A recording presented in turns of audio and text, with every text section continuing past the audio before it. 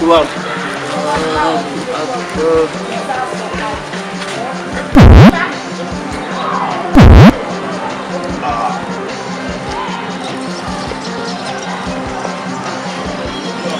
Acara aja nih.